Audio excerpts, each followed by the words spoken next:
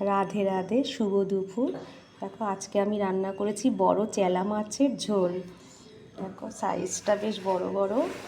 তা এই মাছটা অনেকে বেগুন দিয়ে, আলু দিয়ে, সর্ষে বাটা দিয়ে খায়, কিন্তু আমি করেছি আলু দিয়ে, পেঁয়াজ দিয়ে, আদা রসুন বাটা দিয়ে একটু মাখো করেছি।